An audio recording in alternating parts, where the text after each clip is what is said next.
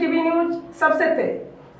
हमारे चैनल को देखने के लिए लाइक करें, शेयर करें और सब्सक्राइब करें और देखिए आज की ताजा तरीन खबर। भिवंडी तालुका ग्राम पंचायत कोपर में अखंड हरिनाम सप्ताह ग्रंथ राज ज्ञानेश्वरी पारायण कार्तिक शोहला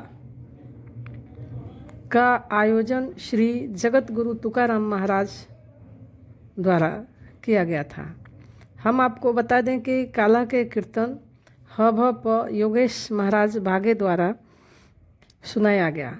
तो वहीं पे आपको बता दें कि धर्म मंडप व्यवस्था मेमर्स रोशनी इंटरप्राइजेस एंड कंपनी के तरफ से सुषमा हेमंत घरत द्वारा किया गया था। तो जहाँ पे आप देख सकते हैं कि बहुत ही अच्छा व्यवस्था सब हुआ था। तो वहीं पे हम आपको बता दें कि माननीय श्री माझी सरपंच जगदीश पाटिल साहब के द्वारा जो काला का प्रसाद रहता है ये सारा व्यवस्था उनके तरफ से किया गया था। जहाँ पे आप देखेंगे कि उन्होंने सुबह का जो है पूजा और आरती में भी भाग लिया। तो आप देख सकते हैं वहाँ पे हजारों के तादाद में लोग उपस्थित थे और महाप्रसाद का लाभ लिया और महाराज जी ने बहुत ही अच्छा कथा लोगों को सुनाया। तो चलिए हम आपको दिखाते हैं वहाँ का कुछ दृश्य। काल आहे बरं का, हे वेगळं सांगायची गरज नाही। हे पहिले सांगितलेले दोन काले होतील ना होतील तो आपल्या जीवनातला भाग वेगळा, पण माणसाने प्रयत्न करावे ते तिसऱ्या काल्याकरता प्रयत्न करावे बरं का। जीव आणि ब्रह्म यांचा ऐक्य म्हणजे जीवाच्या जीवनातील काल आहे। असा काला ज्याच्या जीवनामध्ये झाला ना त्याच्या जीवनामध्ये हा माझा मित्र आहे आणि हा माझा शत्रू आहे वाटलं नाही। जगद्गुरु म्हणून लोकांनी डोक्यावर बसवलं तरी आनंद नाहीये आणि चोर म्हणून गाढवावरून धिंड काढली तरी सुद्धा वाईट वाटत नाहीये। याचं कारण काय? आता या समाजाकडे या लोकांकडे पाहण्याचा जो भेद दृष्टी आहे ना ही भेद दृष्टी मात्र त्यांची मावळलेली आहे। पण हे सगळं घडलं कशामुळे?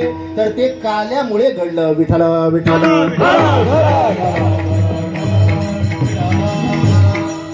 जीव आणि ब्रह्म यांचा ऐक्य असा जीवाच्या जीवनात जर काला झाला ना तर जीवनातला भेदच निघून जातोय। तुकोबर आहे त्याचं वर्णन करताय। तुका म्हणे काला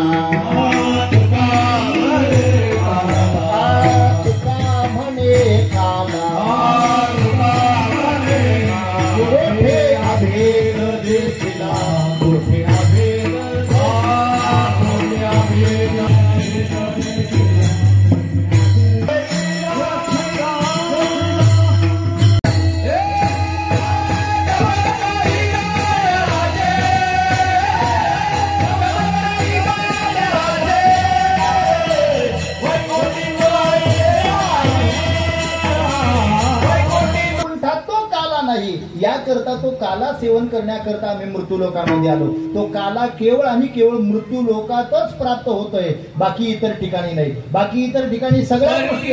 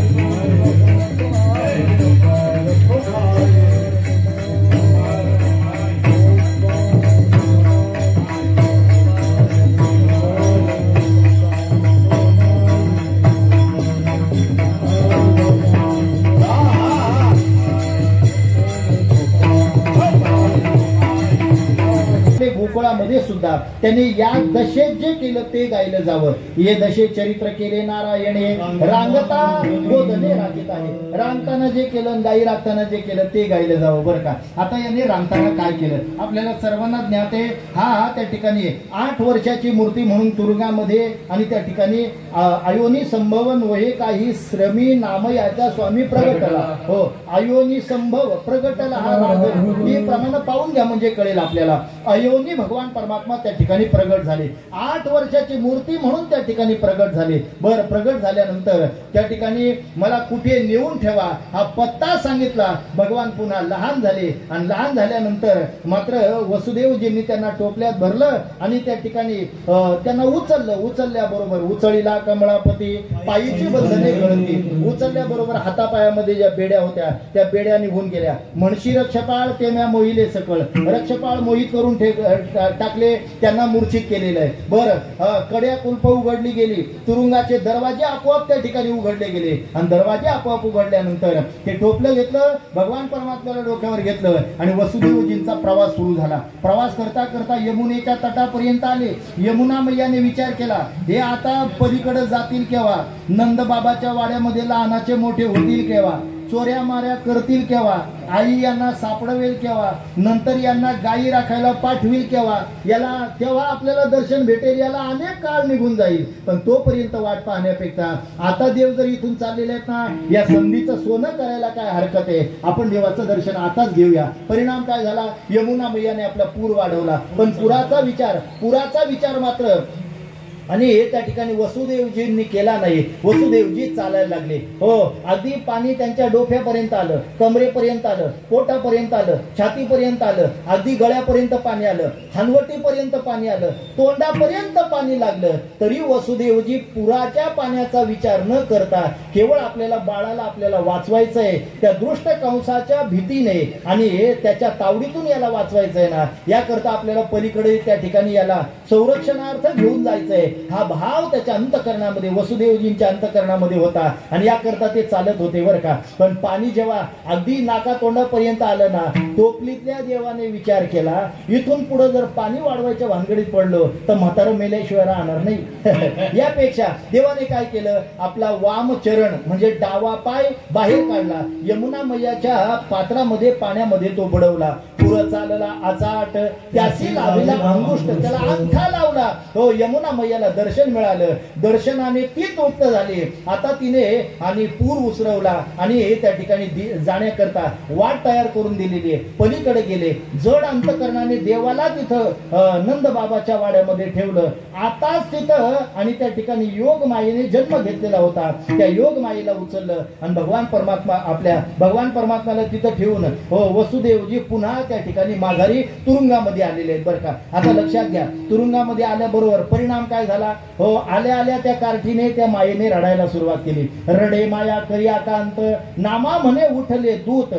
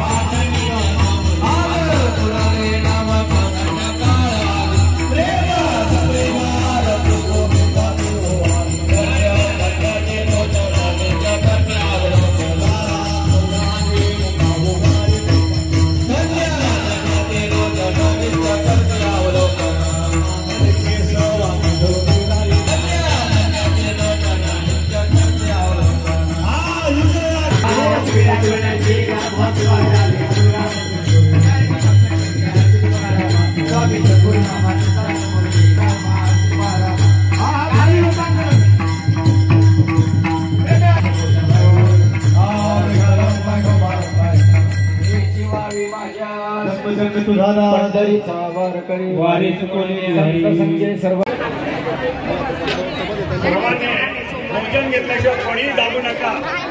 महाप्रसादाचा कार्यक्रम आता चालू होणार आहे. जागेत बाजू